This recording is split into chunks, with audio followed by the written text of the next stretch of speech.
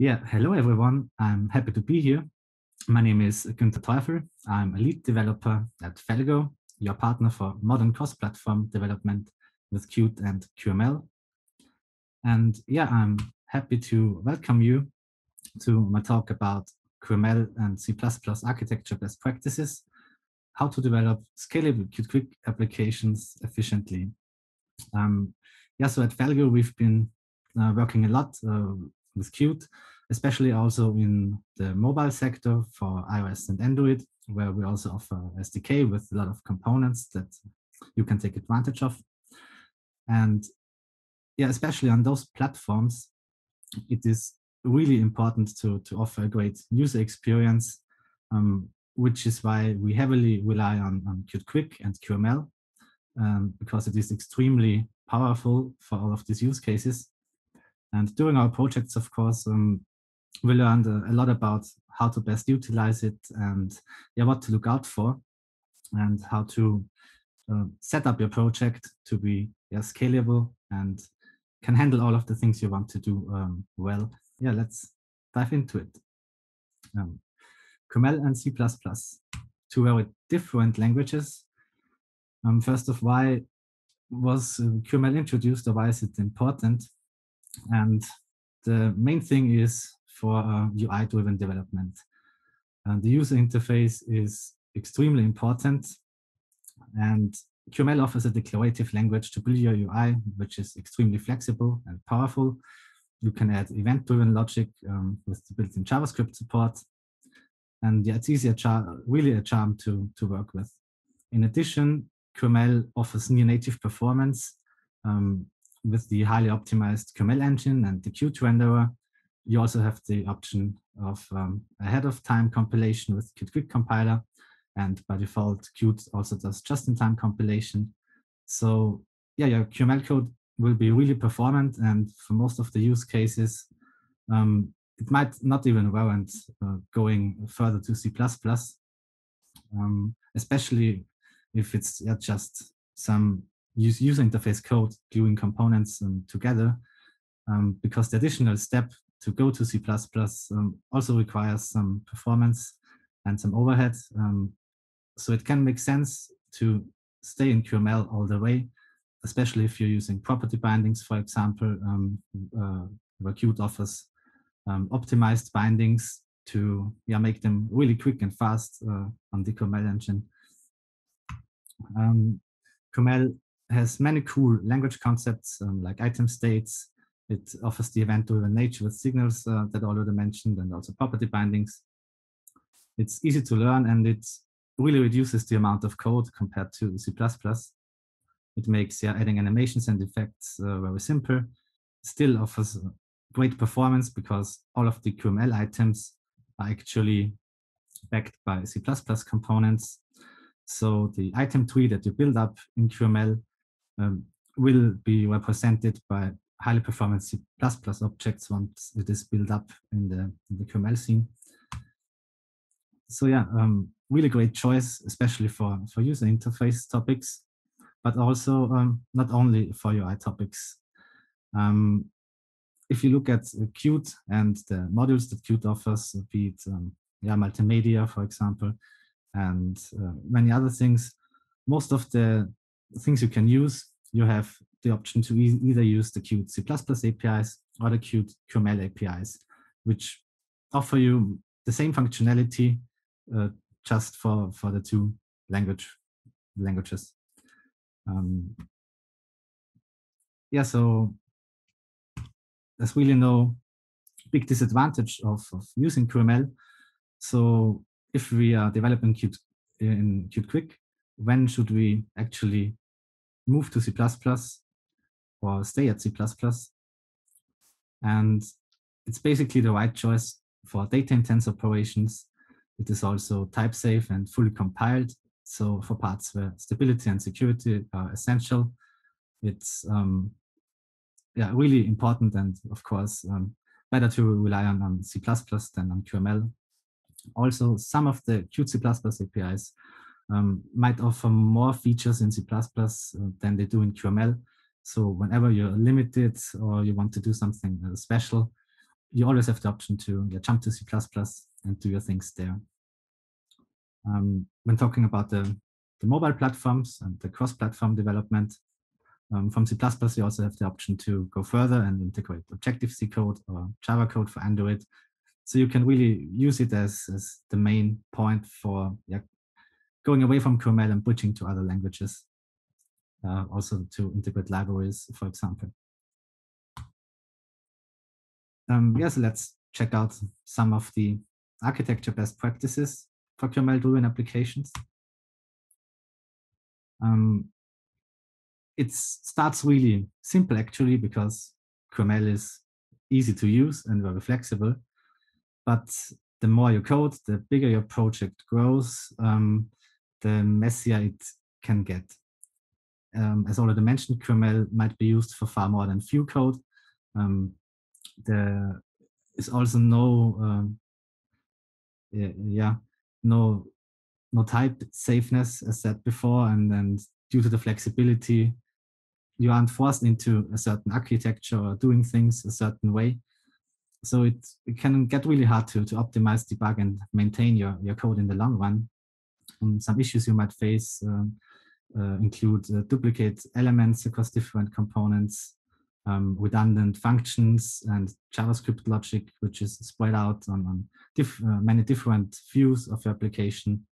You can even end up with dirty application states where one component is not in sync with another. And also binding loops, which are a big indicator of something doing wrong also on the architecture, because if you're updating properties with the property bindings and expressions, and you run into a loop, there's probably some circular dependency that requires optimization. Let's look into it in a little bit more detail. QML is event-driven, and property bindings essentially manage the state. The signals when properties changes notify other components, and each of the property changes that also notify other components propagates through many items, and this forms a graph like you can see here. The problem is when you add many more components, many more property bindings, and each change notifies other components, which maybe do some calculations, and then also change some of the properties, which in turn also notifies again some other components. You won't be able to really track anymore what exactly is happening. And this is also like the breeding ground for property circular dependencies, so binding loops with properties. This drives the need for clean interfaces and a well-designed component structure, which, of course, also a good architecture can help you with. When looking at design patterns for application architectures, there's one golden rule, which is to keep the view code separate from the data that you're handling and processing.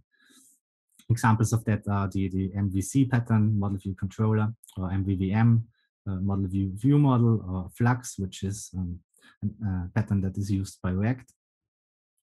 And all of these patterns can vary a lot depending on the technology and the language that you're using. Also, the terminology is often confusing regarding what is the model, the controller, the view. So it's really important to know that all of these things are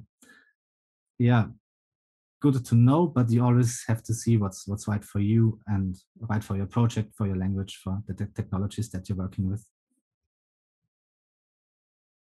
If you look at this pattern in regards of QML and C++, the two languages that we have with Qt, there's respective implementations in both C++ and QML. So you have a list model, which is based on QAbstract item model. You have a list view, which in C++ would be QList view. And you also have some controlling code, either in QML and JavaScript or in C++. And with the Qt Quick application, again, the controlling part is more on the QML side, which is why the graphic shows it like this here. And the pattern or MVC is not really about languages. That's also what this image shows here, because you can have your list model implemented in C++ and then use it in QML together with your QML list view, and it's not any issue. So the model view separation here really transcends any language boundaries. You can use it however you need to. The higher level architecture is basically up to you. Still, if we look at this in a broader sense for the higher level architecture, if we say, okay, here we have a list view and a list model, we usually have many different pages with different data that they show. And those list models and list views, for example, are used on individual pages in your application. And yeah, the QML and JavaScript logic handles your user input and controls the view. But it is not enough to just rely on this and then know, okay, I have model view separation in my app.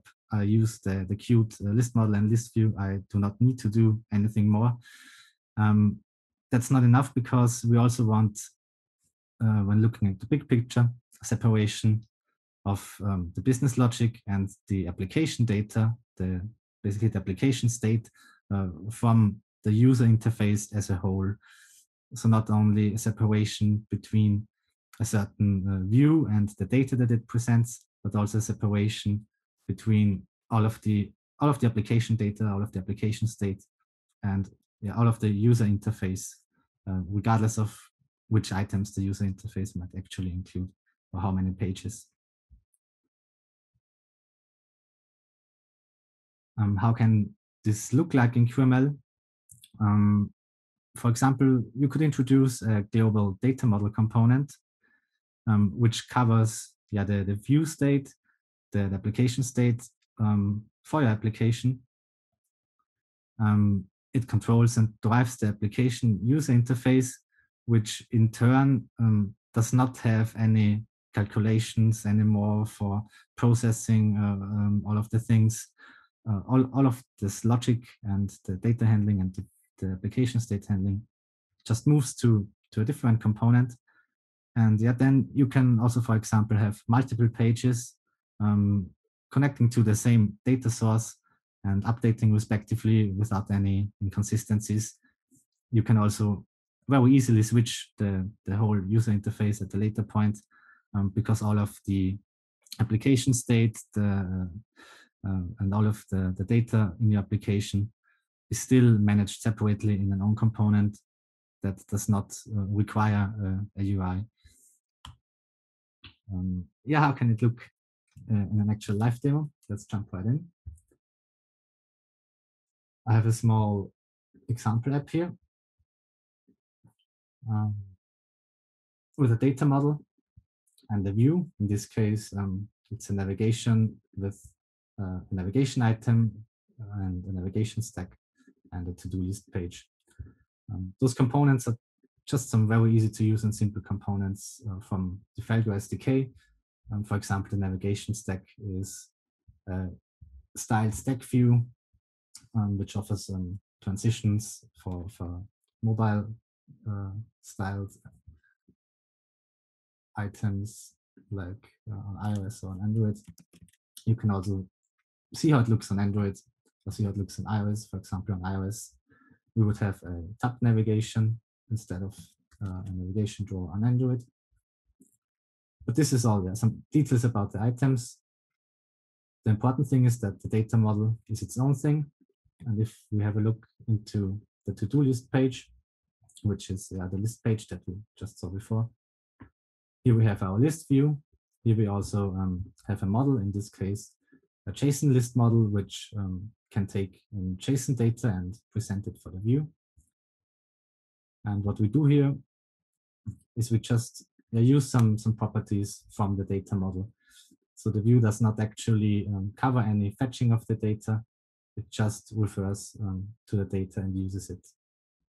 On the other hand, in our main file, we use the data model to fetch the data And the data model itself covers all of my application state.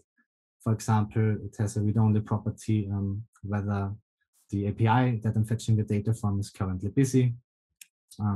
It can hold the login state, whether some user is currently logged in or not. It can provide data for the views. Yeah, and also the functions to retrieve data, store data, log in or log out, things like that.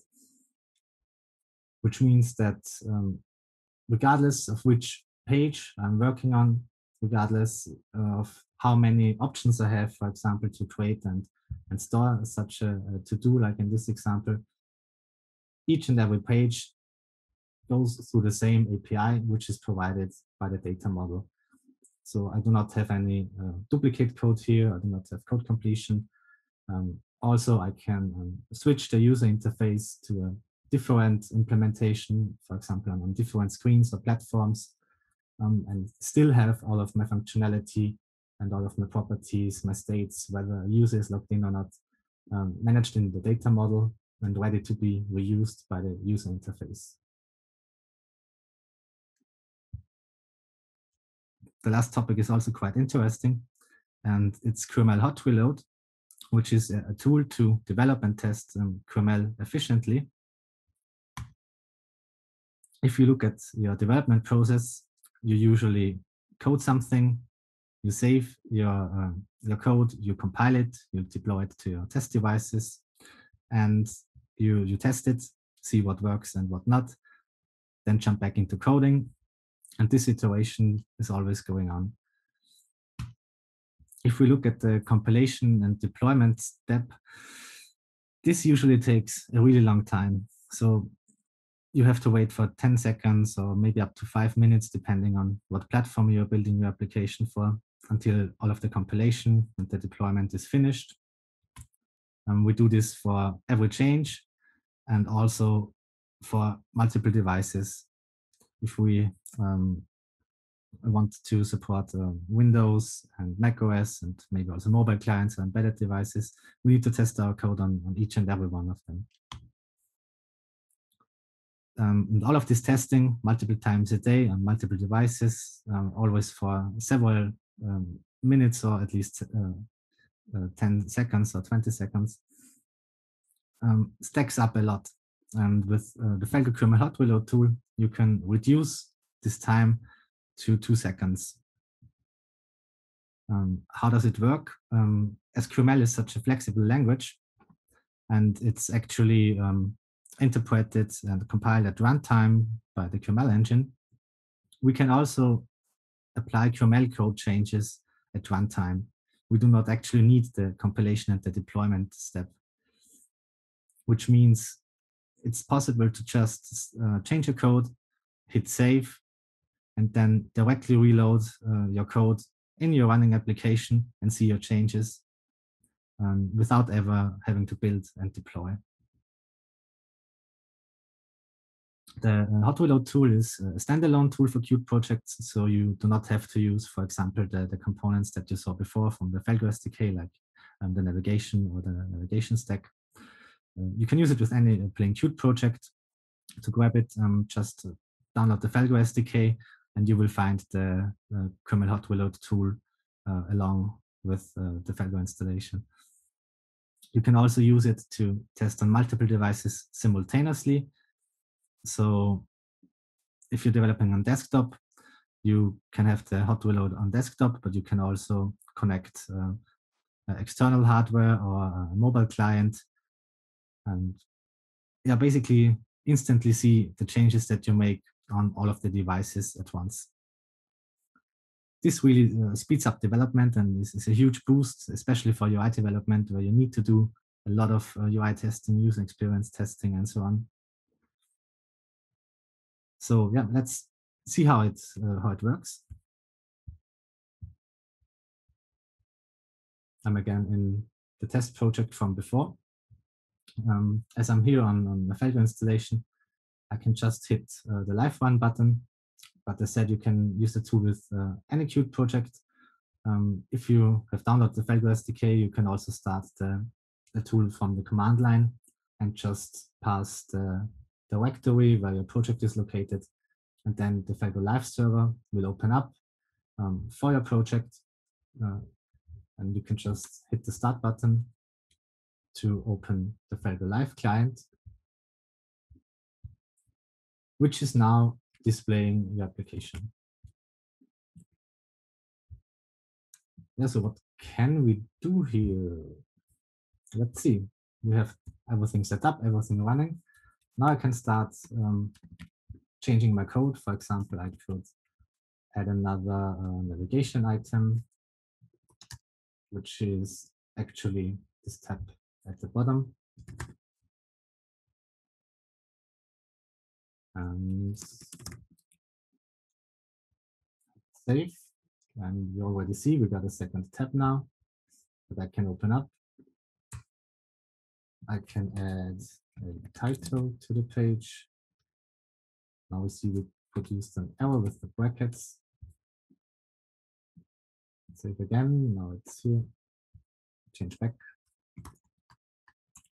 Hello world. Hit save. And we have a title. Then, yeah, I can create a button, use the positioning and centering mechanisms, and save the code. Add some text. And here it is. I can also click the button, but nothing happens yet, obviously.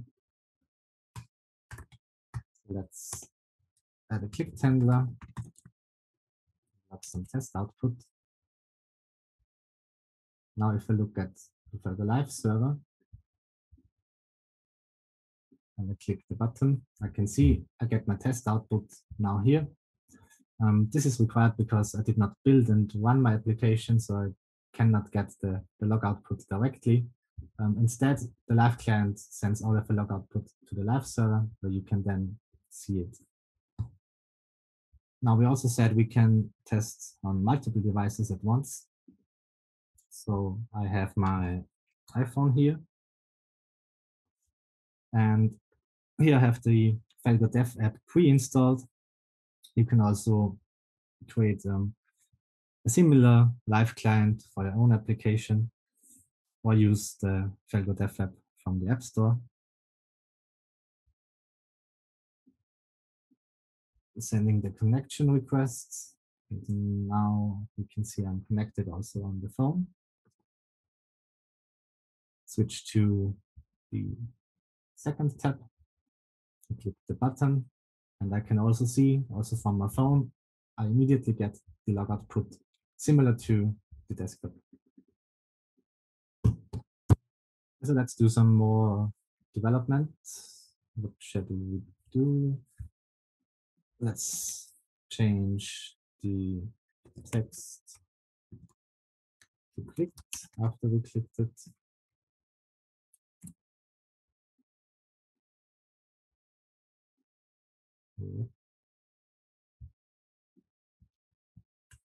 Or we can add another button.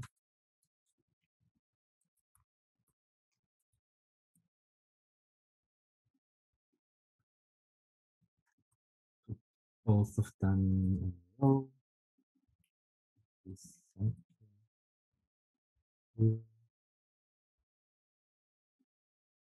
Another handler, and change the tint color to green, let's say, just as an example. So again,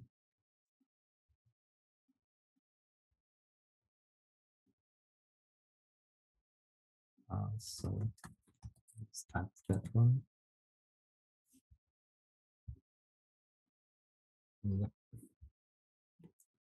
Yeah, as you can see, it's really, really fast to develop your user interface this way. I do not have to build, I do not have to compile. I can just keep on coding and updating my application. In addition, if you also use the model view separation as an architecture, it really is easy to change the UI components, add new tabs and things like that, without affecting the application data. And yeah, you can optimize the application and the user experience in a really efficient way and really fast. That's it for the QML Hot Reload live demo. Yeah, if this got you interested, or if you have some problems in your project, you can always reach out to us for anything Qt related. Felgo is a Qt technology partner and also Qt service partner. And our focus is really to help you in your projects to achieve your goals. And if especially the QML training for the architecture and QML Hot Reload and how to make the most out of Qt Quick got you hooked, then I encourage you to check out our Qt trainings and workshops, where we also have a dedicated training, which is a whole day just for that topic. And yeah, I'm happy to take your questions now.